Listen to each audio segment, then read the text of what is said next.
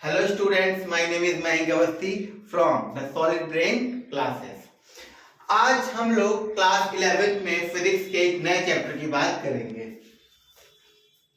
जिसका नाम है system of particles and rotational motion. अब हम लोग बात करेंगे system of particles and rotational motion की। अभी तक हमने क्या पढ़ा? लॉज ऑफ मोशन हम पढ़ चुके हैं, motion straight line, motion in a plane पढ़ चुके हैं, ठीक है, वर्क एनर्जी पढ़ चुके हैं। अब आप लोग के दिमाग में आ रहा होगा इतने मोशन पढ़ चुके हैं कि रोटेशनल मोशन क्या है। अभी देखेंगे रोटेशनल मोशन के बारे में। उससे पहले let's see what system of particles is. देखो, अब पहले हम एक जनरल बातें कर लेते हैं, जैसे कि कई बार घर पे हम लोग होते हैं, बहुत सारा हमें सामान उठाना होता है, कुछ भी उठाना है। फॉर एग्जांपल मेरे को ये डस्टर उठाना है, अब मैं घर पे ऐसे डस्टर के साथ खेल रहा हूँ तो मैं कई बार देखिए इस डस्टर को बैलेंस करता हूँ सिंगल फिंगर पे, है ना। तो आप मेजर करेंगे डस्टर यहाँ पे बैलेंस हो गया, है ना। या फिर फोन ऐसे हम लोग ऐसे करके घुमा घुमा के फोन खेलते हैं, तो एक पर्टिकुलर पॉइंट पे हम इसको क्या करते हैं, चीजों को रोटेट करते हैं या कुछ भी करते हैं। या फिर सपोज आप एक हैमर उठा रहे हैं, चलो हम एक बहुत अच्छा एग्जांपल देते हैं। जैसे कि कभी कभी आप एक हैमर उठा रहे हैं, अगर आपने कोई भी एक हैमर उठाया, suppose you are picking up a hammer, तो जब आपने हैमर उठाया तो अगर आप हैमर इस पार्ट से उठाएंगे, यहां से अगर आप हैमर को उठाएंगे तो आपको थोड़ा हैमर भारी भारी सा लगेगा। ओके, तो देखिए ये एक हैमर है, इस हैमर को अगर हम पिक करते हैं, अब आप देखिएगा इस हथौड़े को अगर हम यहां से उठाते हैं तो बहुत हमें भारी भारी सा लगता है। क्या लगता है? भारी भारी सा लगता है।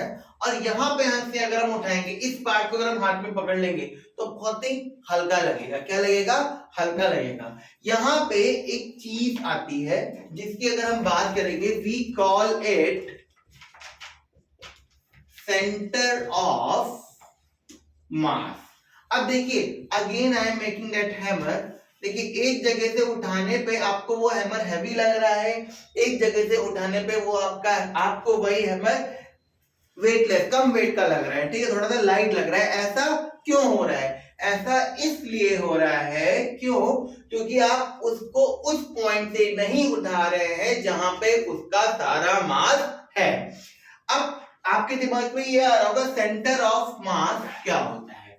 सेंटर ऑफ मास किसी भी बॉडी का वो पॉइंट, किसी भी ऑब्जेक्ट का दैट पॉइंट जहां पे उस बॉडी का सारा मास कंसंट्रेटेड होता है। आई बात समझ में? फॉर एग्जाम्पल सपोज ये एक बॉडी है, ठीक है, ऐसे यहाँ पे थोड़ी सी मासिव है, यहाँ पे थोड़ी सी कम वेट है। इसको अगर इसको हम मेजर करें, मेजर करके मान लो इतना पार्ट अगर हम बीम बैलेंस पे रखें तो आपको पूरा मास नहीं मिलेगा। इतना पार्ट हम रखें तो आपको पूरा मास नहीं मिलेगा। मान लो यहाँ कहीं पे ये बैलेंस पॉइंट है, इस पॉइंट को अगर हम इस पॉइंट पे बैलेंस करके अगर हम उसको बीम बैलेंस पे रखें तो आपको पूरा मास मिलेगा। जैसे कि अगर हम थोड़ी सी बायो की बात करें, हमारी बॉडी में नेवल होता है। क्या होता है? नेवल, हिंदी में भी कॉल इट नाभि। हमारा जो सेंटर ऑफ मास है वही नेवल हमारी बॉडी का क्या होता है? सेंटर ऑफ मास होता है। चलो पहले हम लोग देख लेते हैं सेंटर ऑफ मास हम निकालते हैं कैसे हैं। क्या करते हैं? सेंटर ऑफ मास हम कैसे निकालते हैं। देखो अब क्योंकि ये फिजिक्स है, 11th क्लास है, आपको लगेगा ओ माय गॉड ये सेंटर ऑफ मास क्या है।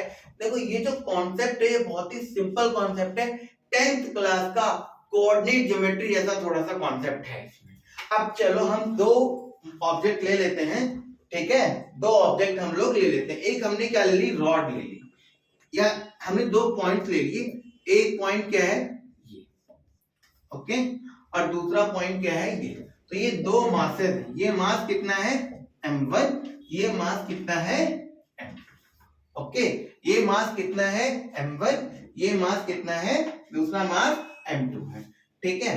अब इस पॉइंट, ये एक हमारा पॉइंट है ओरिजिन, ये x एक्सिस हो गया हमारा। कौन सा एक्सिस हो गया? x एक्सिस हो गया। अच्छा, इसकी डिस्टेंस ओरिजिन से कितनी है? x1 दूरी पे ये रखा हुआ है, और इसकी डिस्टेंस कितनी है? x2 डिस्टेंस पे ये रखा हुआ है। अब आपसे पूछा जाए कि इसका सेंटर ऑफ मास कहां पे होगा। सेंटर ऑफ मास क्या होता है? जहां पे बॉडी का पूरा मास एग्जिस्ट करता है या फिर कंसंट्रेटेड होता है। अब ये एक सिस्टम है, इस सिस्टम का पूरा मास कितना है, कोई बता सकता है? What will be the complete mass of this system? The complete mass of this system will be m1 plus m2। क्या होगा? m1 plus m2। m1 plus m2। तो ये टोटल मास कहां पे एग्जिस्ट करता है ये अभी हम देख लेते हैं। तो x cm मतलब कि पोजीशन ऑफ सेंटर ऑफ मास क्या हो जाएगा, ये कितनी दूर है, x1 दूर है, तो m1 x1 क्या m1 x1 ठीक है, फिर प्लस m2 x1 अपॉन में m1 प्लस m2। वहां से हमें क्या मिल जाएगा, सेंटर ऑफ मास मिल जाएगा। आई बात समझ में कि नहीं आई बात समझ में? ये फॉर्मूला लिखने से पहले हम थोड़ी सी चीज कर लेते हैं। सपोज ये डिस्टेंस कितनी होती, ये डिस्टेंस होती 2, ये डिस्टेंस कितनी होती 2। अच्छा, और ये डिस्टेंस कितनी होती 8, ये डिस्टेंस कितनी होती 8। अच्छा, ये मास कितना होता m और ये मास भी कितना होता m। तो अब इस सिस्टम का टोटल मास कितना हो गया, m। टोटल मास m और m मिलके कितने हुए, 2m हो गए। अच्छा, अब दो इक्वल मासेस का सेंटर मास कहां पे आएगा, मिड पे आएगा कि नहीं आएगा? तो देखो ये दूरी कितनी हो गई हमारी, बताइए 6 हो गई है ना। तो इसका सेंटर ऑफ मास कहां पे आ गया, 6 पे आया, 6 का आधा 3 आया, तो इसका सेंटर ऑफ मास कहां पे आया, 3 पे आया। क्या आया, 3 पे। तो अगर आप यहां से पकड़ोगे तो आपको पूरा वजन नहीं लगेगा, पर जब आप इस पॉइंट से पकड़ते हैं, जब आप इस पॉइंट से पकड़ते हैं तब आपको पूरा वजन लगेगा। That's why whenever you are going to gym, तो आपका इक्वल मास होता है दोनों साइड। सबसे टफ कहां से करके पकड़ के होना है, ये वाला सबसे टफ होता है कि नहीं होता है? देखिए ये वाला आसान होता है, दोनों पे इक्वली डिवाइडेड हो गया। But when you hold it from the centre, अब आपने सेंटर से इसको पकड़ा है, अब जब आप उठा रहे हैं तो पूरा पूरा मास इन दोनों हाथों पे एक साथ लग रहा है। क्यों? क्योंकि आप अभी कहां से उठा रहे हैं, मिड पॉइंट। ठीक है, हम कहां से उठा रहे हैं उसको, सेंटर ऑफ मास से उठा रहे हैं। कहां से उठा रहे हैं, सेंटर ऑफ मास से उठा रहे हैं। आई बात समझ में कि नहीं आई बात समझ में? अब यहाँ पे अगर हमें सेंटर ऑफ मास निकालना है तो क्या हो जाएगा, सॉरी क्या हो जाएगा, m इंटू 8 है ना, 8m माइनस 2m अपॉन में 2m, m plus m। Okay, तो कितना हो जाएगा 6m अपॉन में 2m, तो कितना आ गया 3 आ गया। आया समझ में कि नहीं आया समझ में? yes. तो सेंटर ऑफ मास क्या हो जाएगा बताओ?